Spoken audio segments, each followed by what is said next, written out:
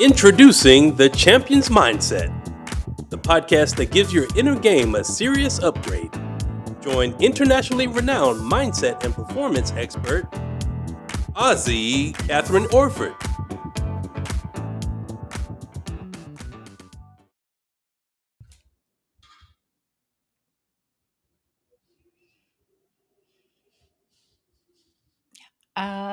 Why can't I see me, Jason? I can't see me though. Okay. I'll just talk to that very strange gray thing that's bouncing around in front of my face. Hi there, everybody, and welcome. Welcome to the Champions Mindset podcast. This Sunday afternoon. What is it? The 27th of April. How are you all doing? Please comment below if you are listening to this live. Let us know where you're coming in from and what prompted you to actually join in. Are you a basketball coach? Are you an athlete? Are you a coach of a different type of sport? Or perhaps you're a business person and wanting to check out different ideas and ways that we can tweak your mindset so that you can really excel. Anyway, today, every second week, I will be interviewing a guest. Today, it's just me. And I want to talk to you today about stories. We all have a story. I'm sure you've heard that before, but it's not those sorts of stories I want to talk to you about. Today, I want to talk to you about the stories that we tell ourselves. Because the stories that we tell ourselves and believe are what's running the show. Would you agree? If you're constantly telling yourself, I'm never going to reach my sales target, you're probably not going to reach your sales target. If you are a basketball coach and you're going, oh my goodness, my team is just never going to win their first game, or we're never going to get to the grand final, you're actually sending out that energy. We're made of atoms. It's just basic quantum physics. We are made of energy. We're made of atoms. We're vibrating at a particular frequency, and we're sending out that frequency into the universe. And just like a magnet, it pulls back to us whatever we are putting out there. So, what stories are you telling yourself? And are they actually lifting you up? Or are they pulling you down and keeping you stuck? Like in, what's that stuff like, when you get stuck in, what's it called? When you get stuck in mud and you can't move and you're basically just doing the same thing, or a mouse on a wheel going round and round and round. So we've got hey, Todd. Oh, we can see you, Miss Kathryn. Awesome. Thank you for joining. Okay. So the stories that I want to talk to you about are, we all had a favorite storybook, I'm thinking. I certainly did. I used to go to my grandma's on the weekends because I grew up in pubs and mum and dad didn't want me around all the drunks on the weekend. So I go over and spend weekends with my nan and my Auntie Belle. And I still have it after all these years. You can see it's very tattered, but I have kind of kept it together. And it is 365 bedtime stories. And every night, and it's all about this particular street called What a Jolly Street. And there are all the different families that lived on the different places in What a Jolly Street. And each day there was a story. I absolutely adored this book. Honestly, I don't know how old I was when I got it, but I just treasured it for years. I knew every story inside out, back to front, but I still wanted to hear them. Chances are you might be telling yourself some stories inside your head over and over and over again that are not serving you. Okay? At the moment, I'm starting to read this really cool book called Radical Relevance by Bill Gates. Now, whatever we are putting in, you probably heard the saying, garbage in, garbage out, right? Whatever we're feeding our mind, it's like planting seeds and watering it And you've probably heard the idea, you fertilize the soil and beautiful plants grow. Well, guess what? Sometimes these stories we're telling ourselves are old weeds, and they need to be weeded. You need to just get out your tools. And the thing is, the first step is actually noticing that you're telling yourself the story. So think about it for a moment. Are there any stories that you're telling yourself right now that aren't serving you? I used to say to myself things like, let me see, before I knew any better, by the way, I used to say things like, certainly as a 16-year-old, I used to say I was too tall because all the guys hadn't caught up, right? So at 16, I made it to 5'11". So at 16, I was probably at least 5'9" or 5'10", or 180 centimeters is where I got to. So the guys hadn't caught up, right? So I felt tall and gangly and didn't know what to do with my body. And I felt a little awkward. My mum did say to me, sweetheart, you'll thank me in the long run. You'll be really happy in this body of yours. And I've got to tell you, I am. But, there are lots of stories we get told as well when we're children. And it's whether or not they serve us or whether they don't. In my book here, Become Your Number One Fan, How to Silence Your Inner Critic and Live the Life of Your Dreams, I had when I had my big black hole and was ready to take my own life, when I chose life, I really did some inner work. And what I did was I did a behaviors and a beliefs audit. So not like just like a financial audit, but a behaviors and belief one. Oops, sorry about that. I have one of those desks that goes up and down. So we'll just take me back up a bit. So yes, just like a financial audit, I really encourage you to do a beliefs audit. Take a moment as soon as you've got time, just, create some quiet time and sit down and go, what behaviors and beliefs did I take on board from my mum? And which ones serve me and which ones don't? What did I take on board from my dad? Which ones serve me, which ones don't? Or my caretaker, or my grandparents, or my foster parents, or whoever brought you up. We're just sponges as tiny babies, right? We absorb the good, the bad, and everything in between, and the ugly. And as adults, it's our job to really decide who we want to become. When we're little, we just want to be like mum or dad or somebody that's in our sphere of influence, right? But as an adult, we can choose and we can go, right, I don't want to keep on repeating the same old patterns. You can write your own blueprint. So if there's anyone else other than Todd here live, please pop in the comments. And I think, Todd, you're in, I've forgotten where you are. Illinois, I think. But if anyone else is here live, please pop in the comments where you're coming in from. So getting back to these stories, I really want you to start thinking about what behaviors and beliefs did you take on board, because then they become stories. Do you getting this? Like, they become stories that we habitually keep on telling ourselves. So if you grew up with a family that were really, really poor, one of two things probably happened for you. It's not usually anything in between. It's either I'm going to make something of my life and I'm not going to end up like this, or I'm going to repeat the same pattern. There's a wonderful saying, two men stood behind prison bars. One saw mud, the other saw stars. Right? So there is also a story about two sons. The father was an alcoholic, was in jail, was a deadbeat.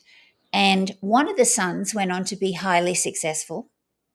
And the other son repeated his father's pattern. And they asked both sons, why do you think you turned out the way that you turned out? And guess what? They both said the same thing. Both had the same upbringing, right? They both said, well, with a father like I had, of course I turned out this way. One chose to write a brand new blueprint. The other one just repeated the same pattern like a mouse on a wheel, going round and round and round. The stories we tell ourselves are based on something probably that somebody told us or we told ourselves, and we just keep on telling ourselves that over and over and over again. So I really invite you, if you're a coach, do you have a story going on in your head that you don't have? And if you're a basketball coach, perhaps you wouldn't say it out loud, of course, to your team, but maybe in your head you're going, oh gosh, I don't have the depth in my team. My bench just don't have the strength. Because guess what? The more you breathe life into that, the more you tell yourself that, the more they're going to be that way. Let's face it, right? If you are an athlete and you say to yourself, oh, I'm never going to beat XYZ, or I'm never going to reach that PB, chances are you're not going to. So mindset is just, it's so deep and yet it's so simple. It's the first step is actually noticing what patterns are happening habitually because they're happening unconsciously, right? So I'd really, really love you to start noticing. It's like having a little set of antennas up here. You know, like when a butterfly is navigating its way through a garden, it's its little antennas that are guiding it to keep it safe, right? So from this moment on, I really invite you to actually have a set of antennas up. And the next time that you find yourself talking to yourself in a way that is kind of not so nice or defeatist, or let's face it, just not lifting yourself up, just notice it and maybe jot it down. And then when you've got time, just think about it and go, where and when did I start taking on board this story? Because guess what? It's probably not true. And we can always start writing a brand new story. I was also going to talk to you today about, let me just think. Oh, yes. Last week, I was interviewing Dan Nazinga, and he was sharing his journey of really not initially taking up basketball to become a basketball player. He was a soccer player, pardon me, and how his journey of becoming a professional basketball player, even though he had to kind of practice when his dad wasn't home, etc., etc.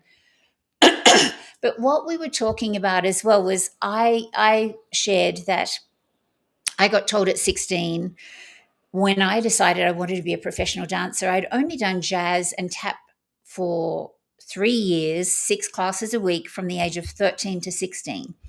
And I decided I wanted to be a professional dancer. I was so inspired by this African-American group called Don't Bother Me, I Can't Cope that had come out to Australia. They were triple threats. They could sing, dance, and act. And I was in the audience and I just went, that's what I want to do. And my mum said, oh, sweetheart, you're not going to get there at your little suburban school and you're going to need to take up ballet. So I'm all excited. I ring up a big city ballet school and I say, I'm going to be a dancer and I don't want to be a ballerina, but I know I need my ballet and I need to get to intermediate standard in ballet. Can I please come in and do a beginner class?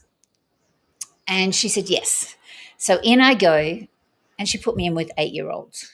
Now, at 16, as I said, I was probably at least 5'9", probably a little taller, and she puts me in with these little 8-year-olds, and it's all in French. Now, I'm learning French in school, but it wasn't the French that they were talking about. The only word I could that I recognized was demi. I knew demi meant half, but all the terms in ballet are in French, right?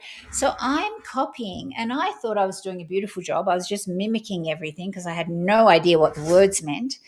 And she pulled me into her office afterwards, and I was so excited. I said, "How did I go?" Because I thought I went great, right? And I said, "How did I go? Can I go into a class with older kids now?" And she stood there. It's as if it happened the other day, really. It was so long ago. She stood there. She put her hands on her hips. She looked at me and she goes, "Well, let's face it, darling. You're too old. You're too tall. You've got flat feet. You don't have enough turnout in your hip socket. You might as well forget it." I was like, "What? Forget it? What does she mean, forget it? I know I've got a dancer inside." Obviously, cried all the way home. My dad was a former Australian cycling champion. Now, he didn't have the meaning of the word give up in his vocabulary. So when I get home and I stop sobbing, Dad says to me, "Darling, you just haven't found the right school yet."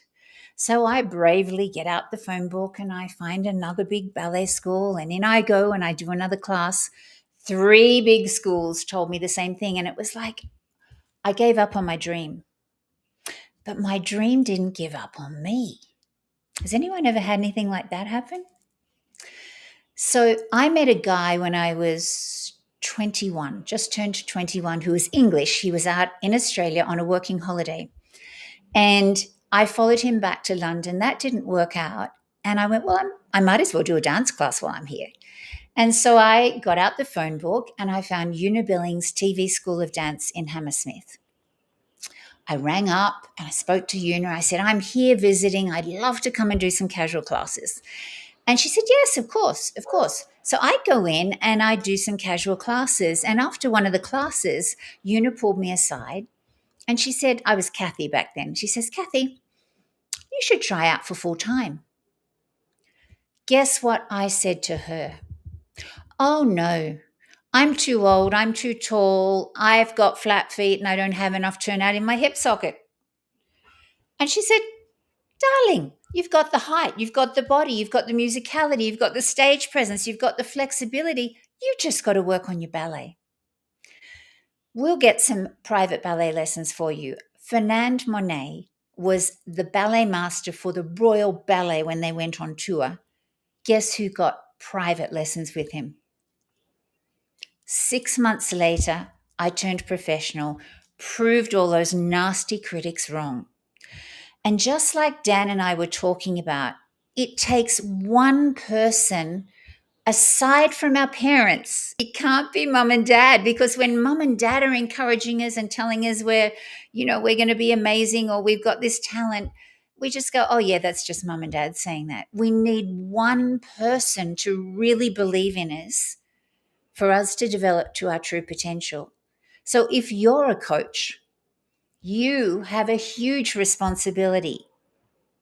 Are you destroying your players' self-esteem and self-worth? And then they're telling themselves stories that they're never going to be good enough? Or are you lifting them up? And are you actually being that one person for them? You know, when I had my School of Performing Arts for many years back in Australia, we used to win regional, state, national championships year in, year out, get honours and honours with distinction for our exams. And you know what? It wasn't always the most gifted student that went on to become a professional. It's interesting, you know, sometimes when something comes really easily, they didn't want to follow through with it. Whereas someone had some natural ability like I did, but I had to work like crazy at my ballet to get there. It was the same thing with some of my students. And I really, really, really encouraged them all to be a best version of themselves that they could be. So if you're a leader of any sort, whether you're a sports coach, whether you are a leader in business, whether you're a mum or dad, guess what? You're a leader. You have children, right? Are you lifting people up, or are you kind of putting them down. And then what happens then is they start telling themselves a story that they're not good enough, not clever enough, don't deserve whatever it is they're going after. Or are you lifting them up and giving them a story that they can keep on saying over and over and over and over in their head? Because honestly, the stories we tell ourselves and believe are what's driving our life. That's what's running the show. Well, the unconscious is actually running the show. However, what we are telling ourselves is also what's guiding our life, if that makes sense. So, if anyone is on live, if they would like to ask me anything, I would be more than happy to answer it. And maybe if you're still on, Todd, is there anything that resonated with you, or is there anything you'd like to add to it? Because I know this is also your expertise. I'm going to wait a moment and see if anyone comments.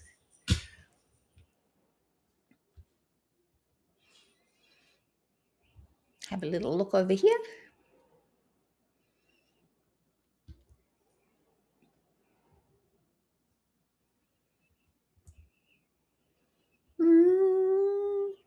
Doesn't look like anyone's going to communicate with me live. No comments.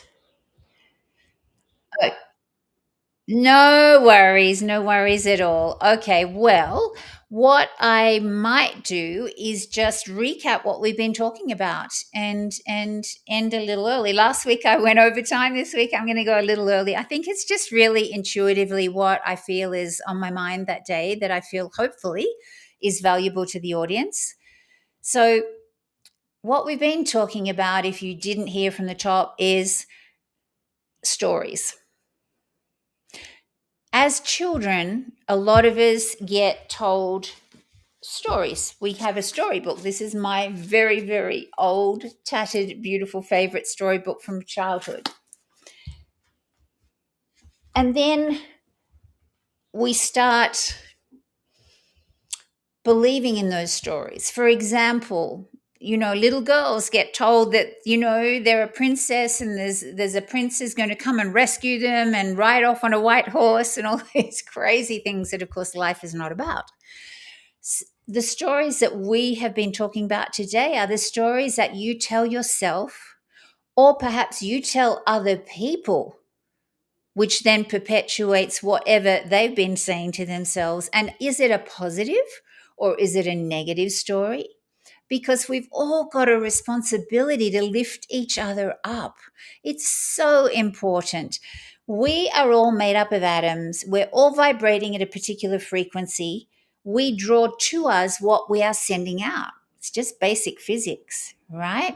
So if you want to be, you've probably heard that saying, we are the sum of the five people we spend the most time around. So if you are kind of hanging out with people that are kind of deadbeats or just treading water and basically doing life on autopilot, then that's probably the same energy that you're going to be in. But if you really are in that energy and want to shift, guess what? It's just a choice. It's literally just a choice. When I was suicidal and then I chose life, I had a vision of where I wanted my life to go. I really did. And I was like Humpty Dumpty. I fell off the wall into 1,000 pieces. I was having anxiety attacks every day. I didn't want to get out of bed. My rose-colored glasses had been really replaced by these gray, murky ones. All I could see was what was wrong in the world. But when I chose life, I really dived in and I did the work. I had already read Louise Hay's You Can Heal Your Life, but I hadn't really dived in. I hadn't dived in and really learned to love myself from the inside out. I was still looking for validation from everyone else out here, especially my dad, because he was, this jock, this amazing Australian, champion, for validation that I was good enough, clever enough, attractive enough, slim enough. Basically, never had a problem there. I was skinny as a child, but you know what I'm saying? So it's just absolutely crucial when we are down to move. I had a friend that would come and drag me out of the house and play tennis with me. And I just knew it was like 2 steps forward, 3 steps back, 2 steps forward, 4 steps back. But eventually I just had this vision. I had a vision of the woman I wanted to become. And every day it was like brick by brick by brick by brick of building myself up. And in the process, building the mindset that I needed, and the self-esteem and the self-worth and the self-love and the self-belief to reach that target. And honestly, if you'd have told me all those years ago, that was about 35 years ago, if you'd have told me all those years ago that I would be living in the US, that I would have been interviewed on every major TV network across the US, that I'd get to meet Oprah, that I'd sit next to Wayne Dyer on the way to my first book signing, that I get to meet Louise Hay and say, thank you so much for giving me the tools to rebuild my life. That was way beyond my expectations, but I did have this vision of being a master facilitator and trainer.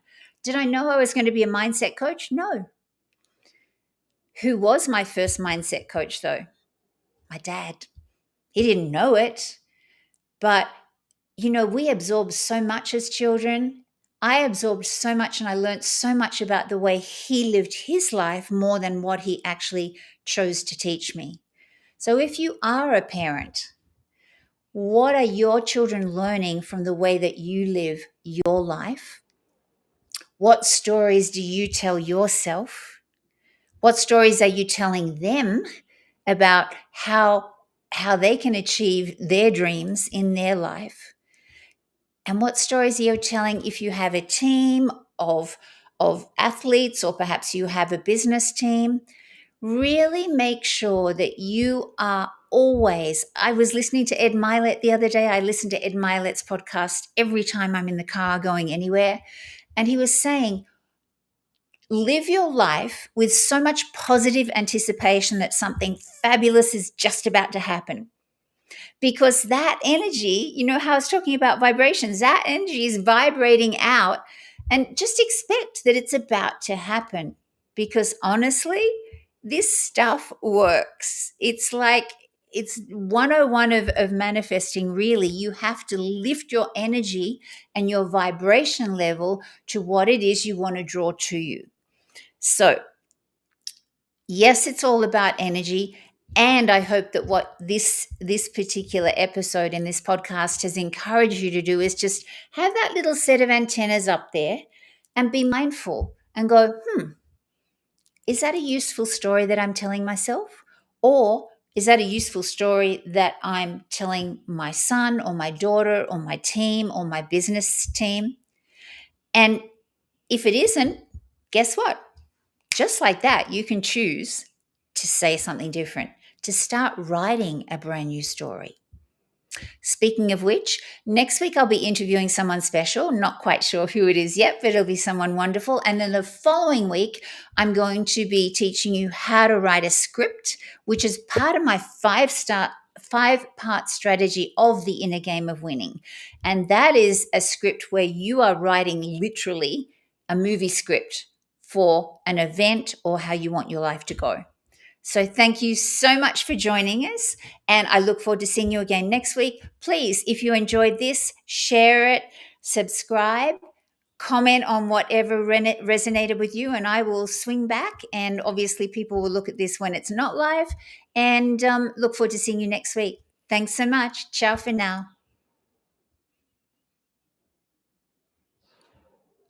Thanks for watching The Champion's Mindset with Kathryn Orford.